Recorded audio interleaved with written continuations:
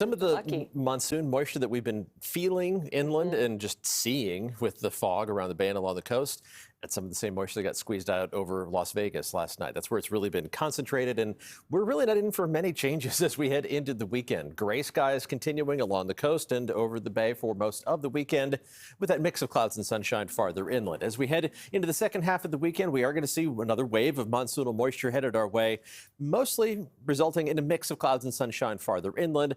Again, remaining at that noticeable level of humidity. It's far from muggy, but you step out the door and you do notice it, especially if you go out for a run or a bike ride or anything like that. We can track the humidity with our forecast models. The amount of moisture in the atmosphere shows up in the brighter colors on this map, and you can see it concentrated over Las Vegas, far southern California, and southwestern Arizona. Let's wind the clock forward as we head into the weekend. And there is going to be more moisture headed up, not just over the Bay Area, but most of California. And some of that is coming from really far away. We're siphoning off some moisture from a tropical system. This, by the weekend, is going to be Hurricane Frank. We're stealing some of that moisture, not all of it, far from it. Most of it's going to be around the storm itself, but just enough to boost the amount of water in the atmosphere overhead. And whenever that happens, if there's something nearby to act as a trigger, we can see some showers and thunderstorms developing. So let's take a look at that threat. We can simulate the density of the cloud-to-ground lightning strikes with Futurecast NIT, showing that they are not going to be very numerous across the entire state by tomorrow afternoon. Usually we see some thunderstorms bubbling up in the heat of the afternoon over the higher elevations, the Northern California mountains and the high Sierra. A little more of that activity showing up by Sunday afternoon, and that's a trend that's going to continue into Monday. There is still a chance, for as long as that moisture is hanging out, that we could see a couple of showers or even a couple of thunderstorms popping up over the Bay Area. Best chance of that would be Sunday into Monday with the approach of an upper level storm system. It's mainly going to miss us to the north.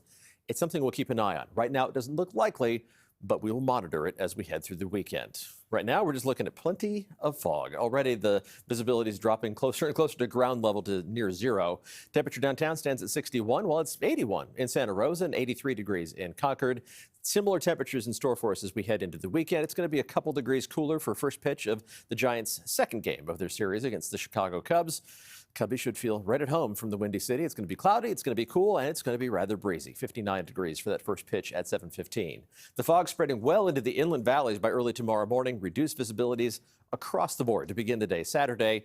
And the fog is going to be rather stubborn. Still some clouds hanging out in the inland valleys by 10 a.m., but that should back up to around the bay and along the coast as we head towards noon. It's not going to go any farther than that. Don't expect to see a whole lot of sunshine in San Francisco as we head through the weekend.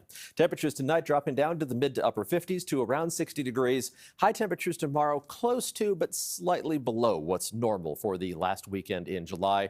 Near 60 along the coast, a mix of mostly 60s and a few 70s around the bay, with mostly 80s farther inland. The very warmest spots around Antioch and Brentwood just topping out near 90. That's not bad for July. Temperatures aren't going to change much over the next 7 days. We are going to see a little more of a warm up inland by Thursday and Friday of next week, up into the low to mid 80s for San Jose and back up to around 90 for inland parts of the East Bay. That's once the humidity drops and we lose some of the monsoonal clouds. Again, we're going to be watching to see if those clouds produce anything in terms of a pop-up shower over the weekend. We'll take a look at how long it's going to feel not sticky, but, Yeah, more humid humid. by Bay Area standards.